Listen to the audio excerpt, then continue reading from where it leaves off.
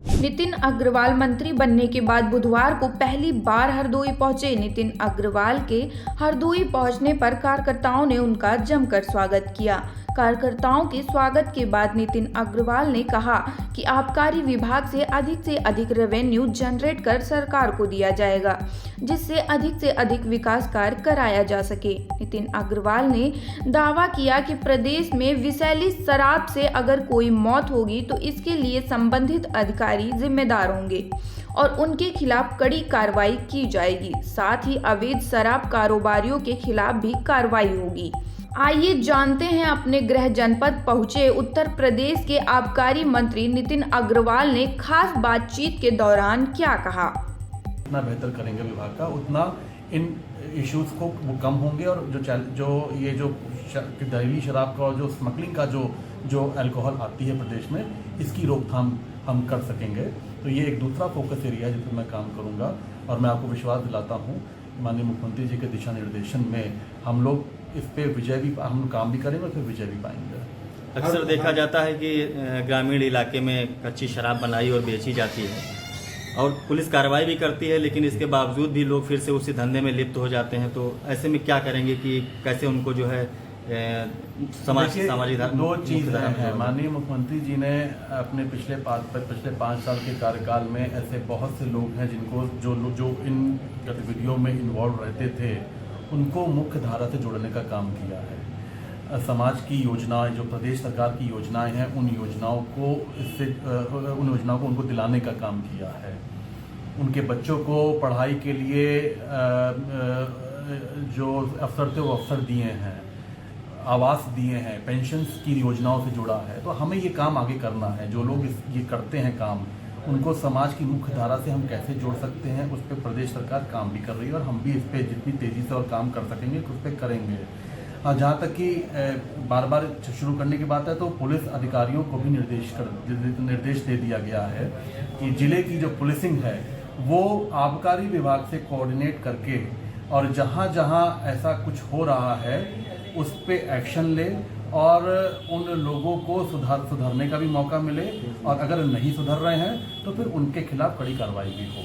हरदोई चुनाव से पूर्व आपसे कई अपेक्षाएं थी जनता को, जैसे यहाँ मेडिकल कॉलेज में सर्जन की कमी है, डॉक्टर्स की कमी है, दवाओं की कमी है, बाईपास की है, सड़कों की हालत अभी भी बहुत खराब है। तो क्या अपेक्षा की जाए, कब तक आप इनको अमली जामा? बाईपास की शुरुआत बहुत जल्दी होने जा रही है। मेरी खुद चुनाव के बाद NHAI के अधिकारियों से बात हुई थी और माननीय भूतल परिवहन मंत्री जो केंद्र सरकार के हैं उनके ऑफिस में फाइल पहुंच चुकी है। मैंने उनसे समय मांगा है और मैं आपको विश्वास दिलाता हूं कि अगले 2 से 3 महीने में हरदोई में बाईपास की काम की शुरुआत हो जाएगी। जहाँ तक कि सड़कों की मरम्मत की बात है, मैंने पिछली विधान जब मैं चुनाव से आचार संहिता लगने से पहले कई रोडों को स्वीकृत करा लिया था, लेकिन क्योंकि आचार संहिता लग गई थी इसलिए उसकी टेंडरिंग प्रोसेस नहीं हो पाई थी। अब उसका काम भी शुरू होने जा रहा है। जहाँ तक कि डॉक्टर्स की कमी है, उस कमी को कैसे दूर करना है, क्योंकि उनके विभाग ने पब्लिक सर्विस कमीशन को की रिक्वायरमेंट मांगी है कि इतने डॉक्टर्स हमें चाहिए। जैसे जैसे हमें डॉक्टर्स मिलेंगे सरकार को, वैसे वैसे इस कमी को भी हम दूर करेंगे। लगातार पेपर लीक होने के मामले सामने आते हैं। आज भी बोर्ड का पेपर लीक हुआ है, इस पर सरकार क्या कार्य कर रही है? सरकार ने तो पिछली बार जब हुआ था, माननीय मुख्यमंत्री जी ने खुद उन लोगों को अरेस्ट करवाया था, कड़ी कार्रवाई करी थी। और ये आपको विश्वास दिलाते हैं कि ये जो लोग हैं जो बच्चों के भविष्य के साथ खिलवाड़ करते हैं, खेलते हैं, इनको बिल्कुल भी बख्शा नहीं जाएगा, छोड़ा नहीं जाएगा। एक बड़ा विभाग है और एक रेवेन्यू देता है सरकार को एक विभाग ये। और आदरणीय मुख्यमंत्री जी का भी एक विजन है प्रदेश के लिए कि हम $1 ट्रिलियन इकोनॉमी का प्रदेश बने।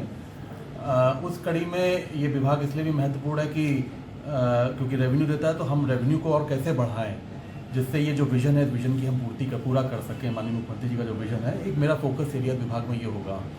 और साथ ही साथ जो योजनाएं और विभाग की हैं उन योजनाओं को और बेहतर तरीके से और कैसे क्रियान्वित करें, कैसे हम उसको ग्राउंड पे लेकर जाएं, ये भी एक बहुत बड़ा फोकस एरिया होगा जिस पे हम लोग काम करेंगे। जहरीली शराब से मौतों पर रोकथाम कैसे लगाई जाएगी और अवैध शराब के कारोबारियों पर क्या कार्रवाई की जाएगी? मैंने कल भी आज भी अपने विभागीय अधिकारियों के साथ बैठक करी थी और ये 2 इश्यूज जो आपने जो 2 प्रश्न पूछे हैं इस पर खास तौर से मैंने उनसे बात करी थी। जहरीली शराब का जहां मसला है, एक बड़ी चुनौती है हमारे सामने। हालांकि पिछले कुछ सालों में अगर आप देखते हैं तो उसके केसेस काफ़ी हद तक कम हुए हैं। जो पहले जितने केसेस आते थे प्रदेश में उतने केसेस अब नहीं हैं, लेकिन कहीं कहीं कुछ कुछ घटनाएं ऐसी हो जाती हैं। मैंने सख्ती से बोला है विभागीय अधिकारियों को कि अगर अब फ्यूचर में अगर जहरीली शराब से या बनती है और उसके बाद उसको पीने से लोगों की डेथ होती है, मरते हैं, तो उसमें उस ज़िले का जो विभागीय अधिकारी है उसके खिलाफ भी कार्रवाई होगी और सख्ती से कार्रवाई होगी। और मैं इंश्योर कराऊंगा कि उसके खिलाफ कार्रवाई हो। इन्फोर्समेंट को हमें मजबूत करना है विभाग में। माननीय मुख्यमंत्री जी ने काफ़ी कुछ इसमें किया, बहुत मैन पावर हमें दी, विभाग को दी है। मुझे भी आगे मुझे देखना है कि और कितनी हमें मैन पावर की ज़रूरत है। हम इन्फोर्समेंट को जितना बेहतर करेंगे विभाग का, उतना इन इश्यूज़ को वो कम होंगे। और जो जहरीली शराब का और जो स्मगलिंग का जो अल्कोहल आती है प्रदेश में, इसकी रोकथाम हम कर सकेंगे। तो ये एक दूसरा फोकस एरिया है जिस पर मैं काम करूँगा।